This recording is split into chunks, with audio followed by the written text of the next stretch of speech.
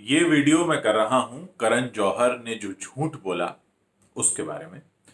करण जौहर ने एक झूठ ये बोला कि जो उनकी फिल्म है ड्राइव, जिसे उन्होंने सुशांत सिंह राजपूत के साथ बनाया था और वो उसे थिएटर में रिलीज करने वाले थे, लेकिन उसे थिएटर में रिलीज नहीं किया गया और उसे नेटफ्लिक्स पर रिलीज कर दिया गया। तो करण जौहर ने कहा कि उस फिल्म को थिएटर्स नहीं मिले। खैर, ये स्टेटमेंट है उनका। अब मैं आपको बताता हूं कि थिएटर्स किसी भी फिल्म को, करण जौहर की फिल्म नहीं, किसी भी फिल्म को थिएटर्स कैसे मिलते हैं। हमारे देश की आबादी है 130 करोड़ और 130 करोड़ की आबादी के बीच जो थिएटर्स हैं वो हैं करीब 10,500। सही सुना आपने, 10,500 के आसपास। एग्जैक्ट फिगर नहीं है लेकिन 10,500 के आसपास थिएटर्स हैं, जिसमें सिंगल स्क्रीन भी शामिल है और मल्टीप्लेक्सेस भी शामिल हैं। जाहिर है 130 करोड़ की आबादी के बीच ये 10,500 थिएटर्स बहुत कम हैं, क्योंकि ये 10,500 थिएटर्स सिर्फ बॉलीवुड के लिए नहीं है बल्कि साउथ इंडियन फिल्मों के लिए, बंगाली फिल्मों के लिए, रीजनल फिल्मों के लिए भी है। मतलब पूरे देश की जो कुल संख्या बता रहा हूं मैं आपको, इसमें साउथ के स्टेट्स के थिएटर्स भी शामिल हैं। जैसे ही कोई फिल्म बनकर तैयार होती है तो थिएटर्स को अप्रोच किया जाता है डिस्ट्रीब्यूटर्स के थ्रू। जो बड़ी फिल्में होती हैं, जैसे आपको पता होगा, एक अपने ईद वाले भाईजान है, एक दिवाली वाले भाईजान है, एक क्रिसमस वाले भाईजान है। तो ये जो भाईजानों की फिल्में होती हैं, ये जब देश में बड़ी छुट्टियां पड़ती हैं, बड़े त्योहार आते हैं, तब इनका कब्जा रहता है कि भाई हमारी फिल्म रिलीज होगी। और जब इनकी फिल्में आ रही होती हैं तो छोटे फिल्म प्रोड्यूसर की तो कोई औकात नहीं है कि वो अपनी फिल्म को रिलीज भी कर ले, क्योंकि थिएटर ओनर्स उनसे बात भी नहीं करते हैं।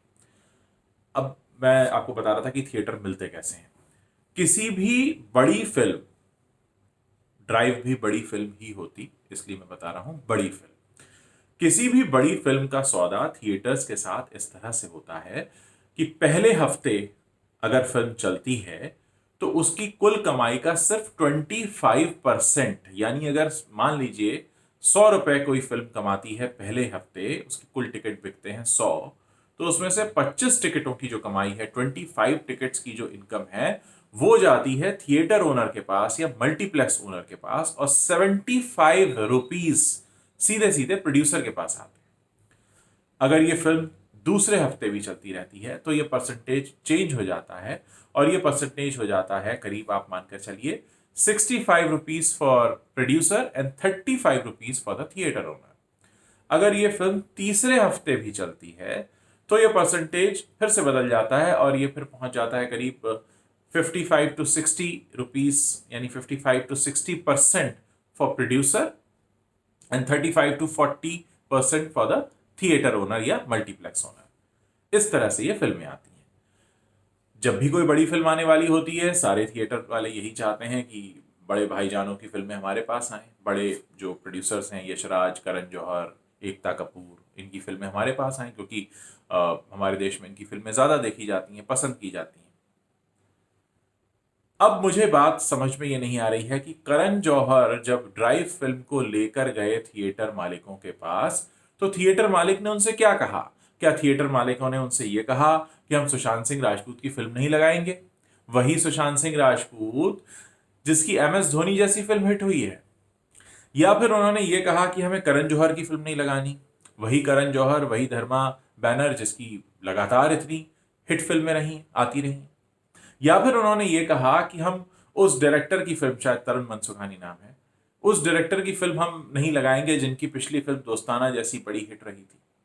मेरी समझ के बाहर है।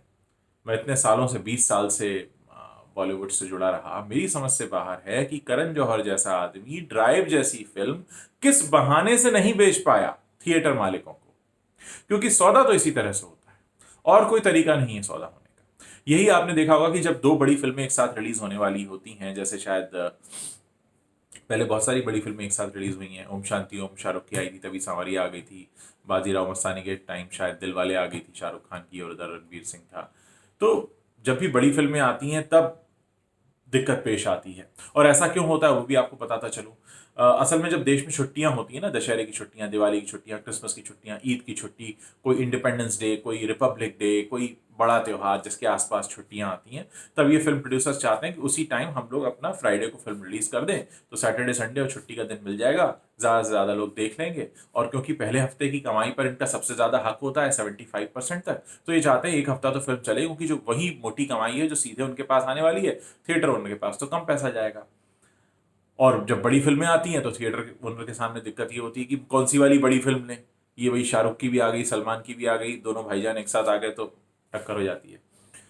खैर, ये सब बताने के पीछे आपको मैं ये बताना चाहता था कि फिल्में जब थिएटर में रिलीज होती हैं तो इस शर्त के साथ होती हैं कि 75% जाएगा पहले हफ्ते प्रोड्यूसर के पास, 25% जाएगा थिएटर ओनर के पास।